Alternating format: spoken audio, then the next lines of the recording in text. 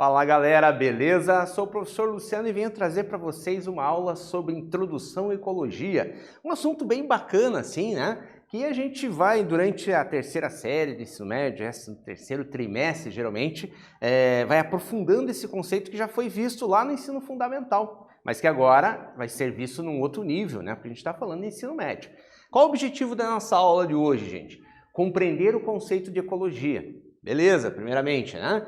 E depois, diferenciar os níveis de organização dos seres vivos, habitat, nicho ecológico e também o que são fatores bióticos e abióticos. Muito bem, pessoal. Antes, porém, a gente tem que trazer uma errata aí do exercício 2 da aula de retomada 3, a R3, né? Onde foi colocado um número ali, valores, né, de percentuais equivocados. Então, assim, ó, considerando que em dois pares de genes, azão-bezão e azinho-bezinho, em arranjo cis, ou seja, os dois do mesmo lado do cromossomo, durante a gametogênese, meiose das células reprodutoras do indivíduo, ocorre uma taxa de permutação de 36%. Então essa é a taxa chamada taxa de recombinação, tá? 36%. Logicamente, esses 36% vão ter que ser divididos em duas partes para ver ali os gametas recombinantes. Então quer saber ali, na verdade, quais as proporções de gametas formados do tipo azão-bezão, azão-bezinho, azinho-bezão e azinho-bezinho. Quais são esses valores? Então, a taxa de permuta 36%, beleza? Dividido em duas partes de 18 e 18. E depois, logicamente, pegando os parentais, né, 100% menos os 36 de recombinação, dá 64%, que dividido por 2 dá 32 e 32. Então, completando ali, ó, né, 32% ali a nível de parental, cada um, 18 recombinante mais 18 recombinante, tá? Então ficou ali a correção desse erro da aula R3. Muito bem, pessoal, agora vamos especificamente para a ecologia, né? Entender certinho esse conceito ali, tá? Então vamos no se liga. O que é biodiversidade, né? Você sabe o que é isso? Então o termo biodiversidade ou diversidade biológica descreve a riqueza e a variedade do mundo natural. Isso valendo tanto para animais, quanto plantas, fungos, protozoários, bactérias, ou seja, todos os grupos dos reinos dos seres vivos. Então é isso mesmo, gente. A biodiversidade, ou diversidade biológica, está presente em todo lugar. No meio dos desertos, tá? Então tem uma biodiversidade no deserto, nas tundras congeladas, naqueles ambientes polares, né, extremamente congelados, também tem biodiversidade lá, nas fontes de águas sulfurosas, florestas tropicais, oceanos, rios, lagos, etc. Ou seja, em diversos ambientes, desde os mais com condições melhores até aqueles com condições mais inóspitas, né? A capacidade de se adaptar às condições ambientais é o fator fundamental para a biodiversidade, ou seja, a capacidade que aquele organismo tem de se adaptar ali. Caso ele se adapte, ele com certeza se mantém naquele ambiente, se reproduz e tal, e conta ali sua história para aquele local. Agora, se ele não tiver essas condições favoráveis, ele acaba se extinguindo, né, ou migrando, se for o caso. Tá? Então vamos a uma reportagem bem bacana que eu trouxe aqui para vocês. A vida nas zonas abissais, tá, gente? Mesmo na escuridão total nas zonas abissais, a vida demonstrou uma grande tenacidade, ou seja, o que seria uma zona abissal? Regiões de de grande profundidade nos oceanos, tá? Onde não chega a luz e a pressão da água é extremamente alta, capaz às vezes de destruir qualquer organismo vivo, né? E existe uma biodiversidade lá também, de seres que conseguem se adaptar. Veja bem que eu falei ali daquela palavrinha, adaptação, isso é importante, tá? Por exemplo ali, o ponto mais baixo dos oceanos é a Fossa das Marianas, no noroeste do Oceano Pacífico, a quase 11 mil metros de profundidade. Isso é que se conhece que seria a região mais, de maior profundidade no nosso planeta, né? E assim mesmo a gente consegue, nas regiões abissais, né, muitas vezes antes disso daqui, né, encontrar organismos que a gente não encontraria numa região de menor profundidade.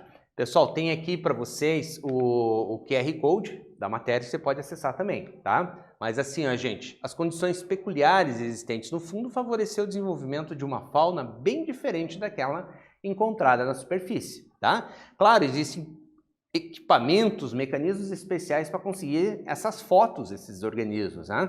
E, né, também vencendo a pressão que a água impõe, né, sobre tudo ali. Então conseguiu-se algumas imagens disso aqui. É bem bacana, dá uma olhadinha na matéria, acessa pelo QR ali que você vai gostar bastante, tá? Então vamos entender ali, gente, o que é ecologia. Ecologia é o estudo das interações entre os seres vivos entre si, né, dos seres vivos entre si e deles com o meio em que eles estão vivendo ali, tá?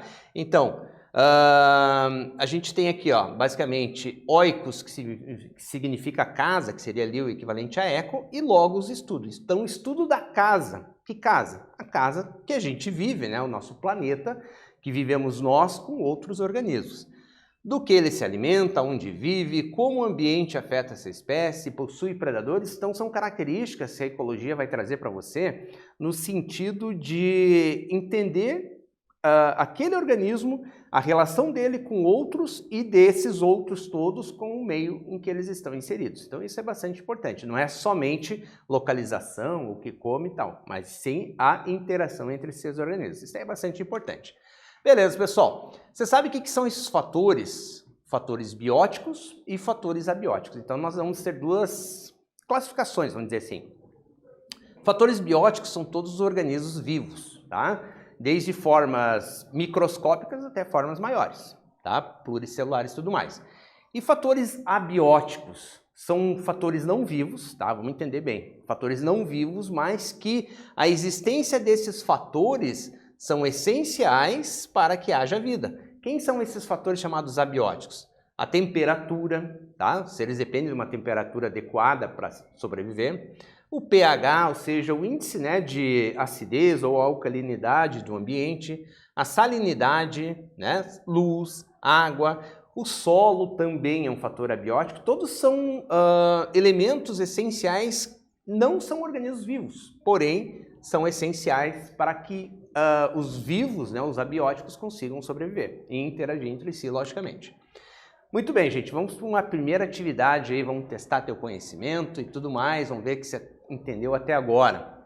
Vamos considerar que num grupo de estudos para a prova de ecologia, seu colega conceituou o solo como um importante ser vivo. Veja, ele considerou o solo como um importante ser vivo, essencial para a existência das plantas, contribuindo dessa forma para a biodiversidade. Beleza, mas ele errou numa parte desse conceito. Onde foi o erro cometido por ele? Então, pessoal, vou dar uns minutinhos para vocês pensarem um pouquinho e a gente já volta para ver o que se escreveu aí.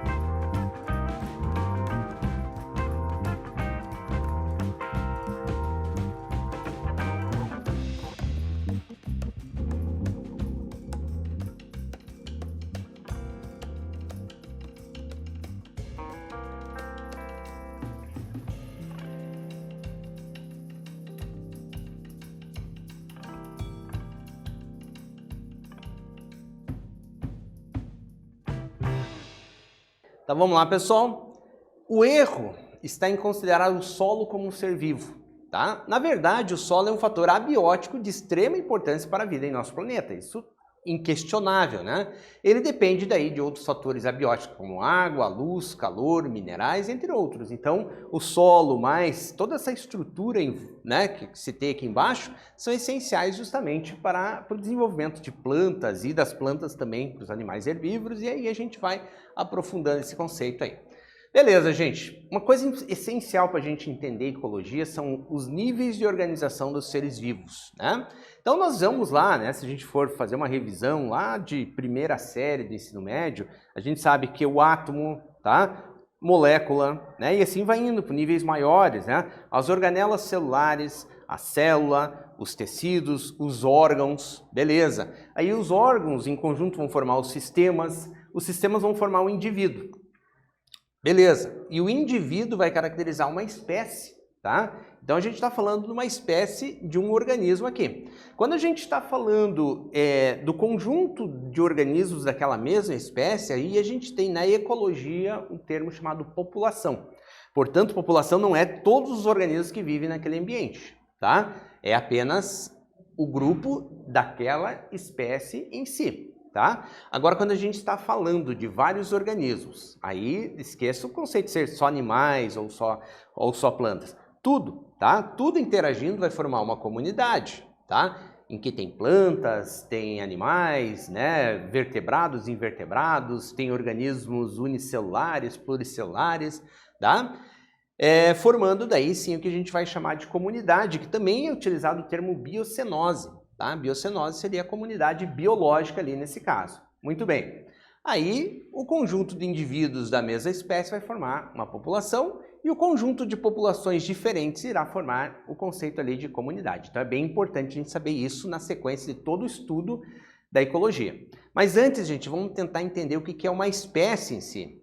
São agrupamentos de populações naturais capazes de reproduzir-se naturalmente e são reprodutivamente isoladas de outros grupos. Tá? Então é um conceito aí bem importante a gente saber. Grupamento de populações naturais capazes de se reproduzir naturalmente, ou seja, compatibilidade reprodutiva e também compatibilidade genética para reproduzir e deixar seres. E esses seres continuar em espécie. Então isso aí seria dentro do modo geral, uma definição. E comunidades, né, gente? Aqui tem várias comunidades biológicas, vejo que tem aquáticas, terrestres, tá? Isso é importante a gente saber, tá? E ocorre ali as interações entre as populações de indivíduos. Beleza, então dentro dessa comunidade existem ali peixes, existem ali poríferos, quinidários, existem algas, né? Microalgas também, micro-organismos de um modo geral, presentes nesse meio aquático, aqui também, tá? Aqui nós temos comunidades com fungos, plantas também, né? Também tudo isso aqui caracteriza a comunidade. Beleza, gente, agora é ecossistema. A gente já ouviu falar bastante em ecossistema, né? Então você vai pegar assim, a comunidade, vamos voltar aqui numa das comunidades que a gente viu aqui, beleza? A gente está vendo organismos vivos, mas também tem fatores abióticos juntos, tá? Então vamos lá. O conjunto da comunidade mais os fatores abióticos, quais seriam eles? Luz, temperatura, ar, água, etc. Senão nada sobreviveria ali, tá? Tudo depende da água, tudo depende da luz solar, depende da temperatura adequada, do pH, e assim vai indo, né? Formando o que a gente vai chamar de ecossistema. Aí sim, aí a gente já está falando num nível aí mais complexo de tudo, né? Então aquela organização que eu falei basicamente para vocês, o organismo, né, que seria em si a espécie, né, a população, a comunidade e o ecossistema num nível maior ali. Agora vamos para um segundo exercício aqui, gente, uma segunda atividade, vamos ver aí, testar teus conhecimentos. Suponha que o chefe do departamento de administração de uma empresa tenha feito um discurso defendendo a ideia de que os funcionários deveriam cuidar do ecossistema no espaço da empresa. Agora, ó, você já está percebendo que a gente está saindo do nível natureza, né? E já falando dentro do espaço de uma empresa. Um dos funcionários levantou-se e comentou que o conceito de ecossistema não era claro o suficiente para se falar sobre o assunto naquele lugar. Muito bem. Considerando que o chefe do departamento de administração entende que a empresa é parte do ecossistema, Qual seria a definição para essa concepção? Veja, saímos um pouquinho do conceito de natureza, agora estamos indo para um ambiente fechado, um ambiente empresarial ali. Dá um tempinho para você raciocinar um pouquinho e a gente já volta.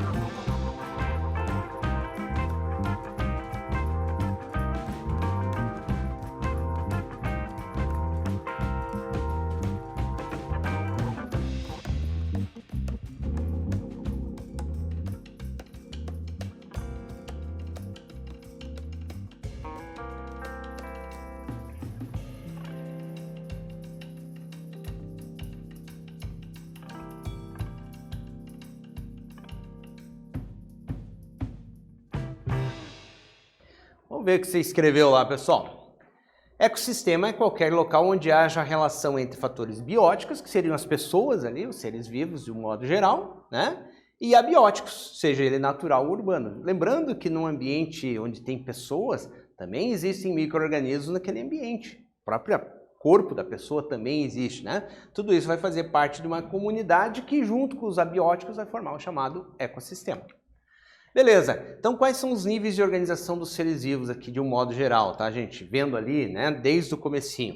Átomo, molécula, organela celular que está dentro das células com suas funções, a célula em si também, né? Os tecidos biológicos que vão ser formados pelo conjunto de células, tá? Os órgãos que vários tecidos ali vão se agrupar, né, formando um órgão com determinada função. E o conjunto deles vão formar os sistemas que vão formar o organismo de um modo geral.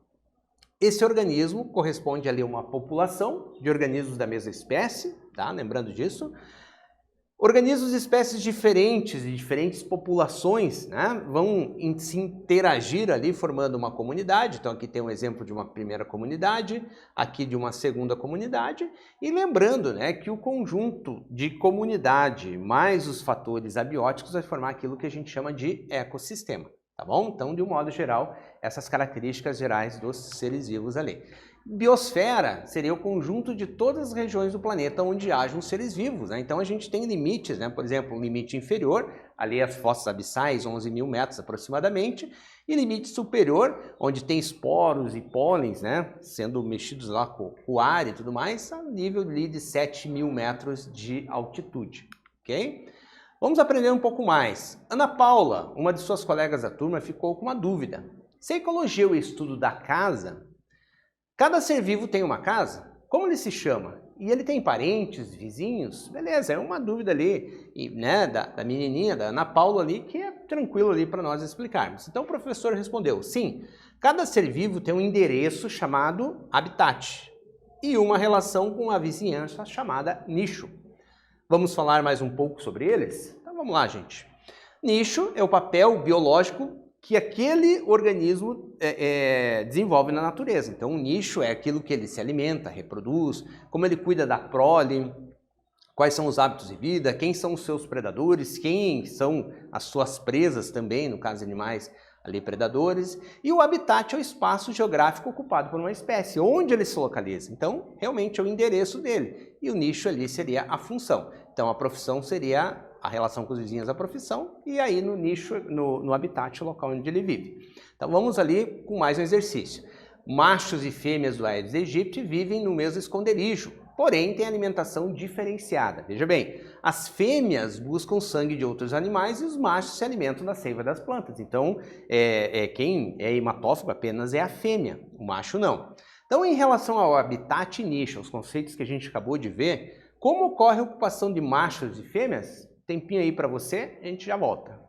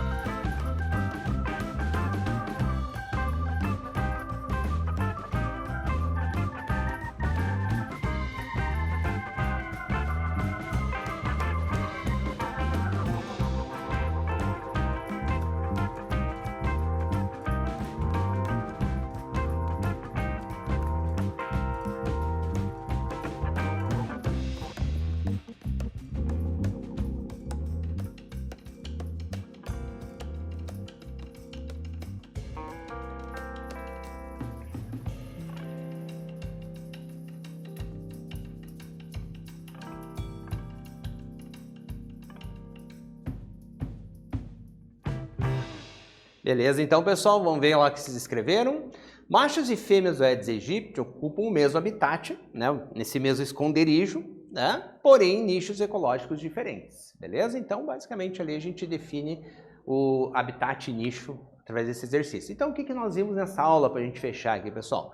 Nós vimos os conceitos fundamentais relacionados à ecologia, como a gente falou ali, nicho, habitat, né, ali as questões da biodiversidade de um modo geral.